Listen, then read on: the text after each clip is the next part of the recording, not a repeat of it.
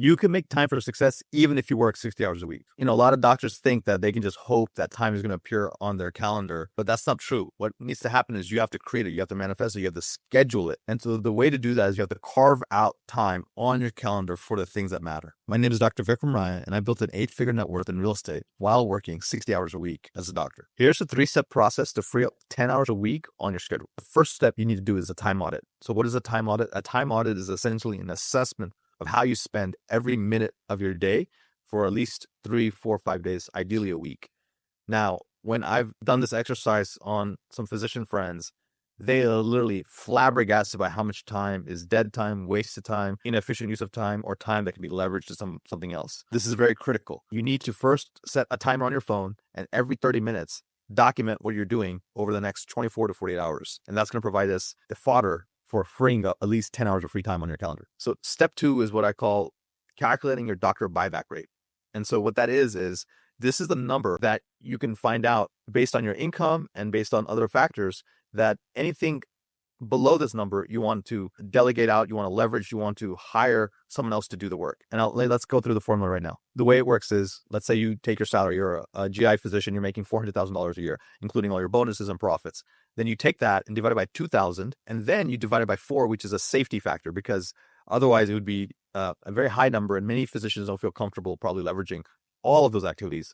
And so what we do is we apply that divided by 4, and this makes sure that this is the essential income, that anything above that you have to do the work, and below that you should leverage it out. In this example, it ends up becoming about $50 an hour. So anything $50 an hour or below, you should leverage out.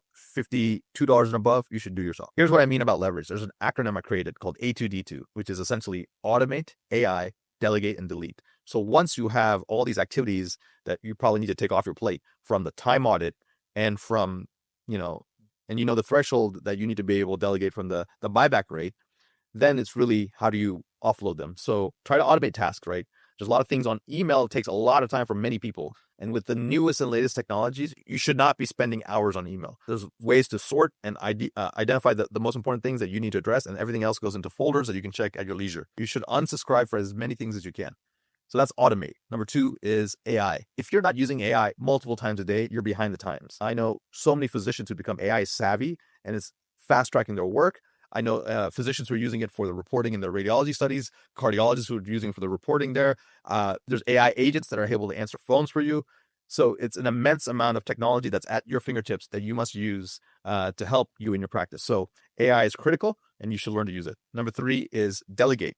So delegation does not mean abdication. That means not just assigning it to someone else and forgetting about it. It's first, you demonstrate something you want to offload. You demonstrate the process. Next, the person who's going to take on the process has to document it and replicate it and make sure that they can do it like you did it. And then finally, you're going to be able to delegate it off to them, and it comes off your plate. And you just follow certain KPIs or metrics. So that is how you delegate things to folks. You also want to delegate things that either you're not good at or you're inefficient at and you don't enjoy doing. The final one is delete. Right? This is my favorite one. And, Elon Musk, regardless of his politics, he is a genius at these efficiencies. And in many of his companies, he questions every single step of the process. And if it doesn't make sense, he says, delete, delete, delete.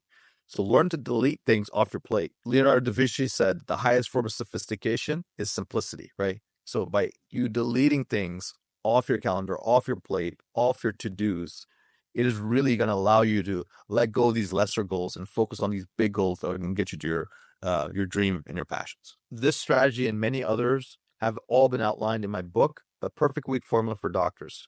So click below and click on that link. If you want a copy of my book, The Perfect Week Formula for Doctors, we'll be able to send it to you for free. A lot of people are asking, hey, if I do all these things and I free up 5, 10, 15, 20 hours a week, what do I do with my time? Well, what I suggest is taking that free time and building your next stream of income. Check out this video next.